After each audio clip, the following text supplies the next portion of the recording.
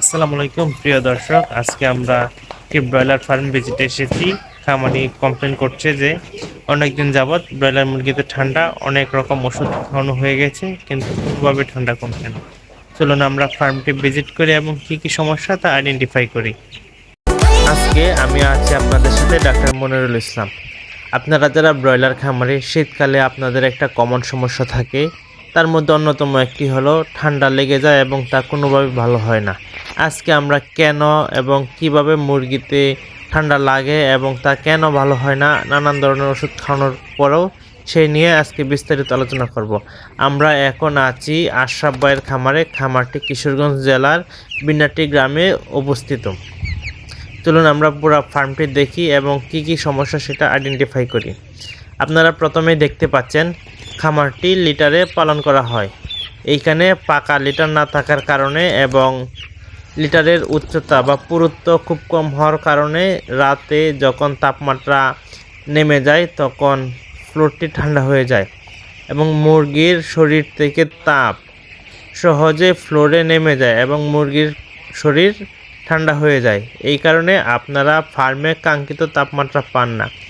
ফার্মে মুরগিতে তাপমাত্রা কাঙ্ক্ষিত কিনা তা আপনারা পূর্বেই লক্ষ্য করেছেন যে মুরগির পাটা আপনারা হাতের তালুতে বা গালে লাগিয়ে চেক করতে পারবেন যেন মুরগিতে সঠিক পরিমাণ তাপ পাচ্ছে কিনা।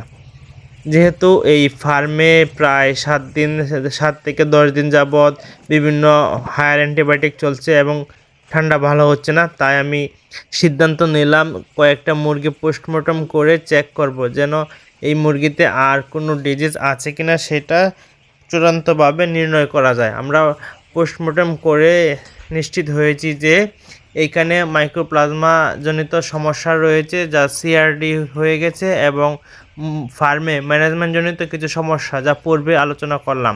এখন খামারি কি কি ওষুধ খেয়েছে এই কয়দিনে সেটা দেখার পর আমি একটি ফাইনাল প্রেসক্রিপশন করে দিই এবং খামারিকে এই ম্যানেজমেন্টগুলো সম্পর্কে তাদেরকে বিস্তারিত বলি। ম্যানেজমেন্টগুলো আবারও আপনাদেরকে বলছি। ফার্মে শীতকালে পর্দা যেন পলিথিন দিয়ে আবদ্ধ করবেন না। পলিথিন দিয়ে প্যাকেট হয়ে গেলে ফার্মে পর্যাপ্ত পরিমাণ অক্সিজেন পাওয়া যায় না এবং ফার্মের ভিতর অ্যামোনিয়া এবং কার্বন ডাইঅক্সাইড গ্যাসের উপস্থিতি বেড়ে যায়।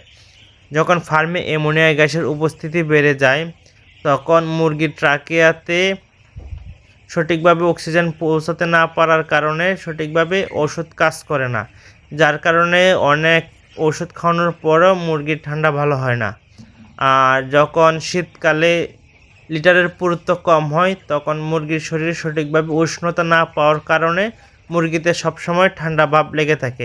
যেরকমটা শীতকালে টাইলসের রুমে আপনারা যদি জুতা ছাড়া হাঁটেন যেরকম খুব সহজে ঠান্ডা লেগে যায়, কাশি হয়ে যায়, মুরগিতেও সেরকমভাবেই যখন পাতলা বা অল্প পুরুত্বের লিটার ব্যবহার করা হয় সেই ক্ষেত্রে মুরগিতে ঠান্ডা লেগে যায় এবং সেই ঠান্ডা ওষুধের মাধ্যমে ভালো হয় না যতক্ষণ পর্যন্ত লিটার পুরু করা না হয়। শীতকালে আপনারা 3 থেকে 4 ইঞ্চি মিনিমাম 6 ইঞ্চি পুরু করলে সবচেয়ে ভালো হয়। যত পুরু করবেন লিটার শীতকালে তত ভালো হবে এবং যখন দেখবেন যে লিটারে ফিসিসের পরিমাণ বেড়ে গেছে তাহলে লিটার ছাঁকুনি দিয়ে ছেঁকে বা চালুনি দিয়ে চেলে লিটারগুলো আলাদা করে ফেলবেন এবং ভেজা লিটারগুলো শুকিয়ে নতুন নতুন লিটার অ্যাড করবেন। এতে আপনার ফার্মে গ্যাসও কম হবে, সহজেই মুরগির ঠান্ডা লাগবে না। আর পর্দাগুলা যখন রাত্রে কুয়াশা বা টেম্পারেচার অনেক নেমে যাবে তখন নিচের পর্দাগুলো ফালবেন এবং উপর দিয়ে মিনিমাম 1 থেকে 1.5 ফুট পর্যন্ত রুমে ফাঁকা রাখবেন যেন খুব সহজেই আলো বাতাস চলাচল করতে পারে। আপনারা শীতকালে এই পরামর্শগুলো মেনে চলবেন, তাহলে সহজে আপনাদের ফার্মে ঠান্ডা লাগবে না এবং ঠান্ডা লাগলেও দ্রুত ওষুধের সাহায্যে সমাধান হয়ে যাবে। আপনাদের কারো যদি কোনো জিজ্ঞাসা থাকে তাহলে আমাদের কমেন্ট বক্সে কমেন্ট করে জানান।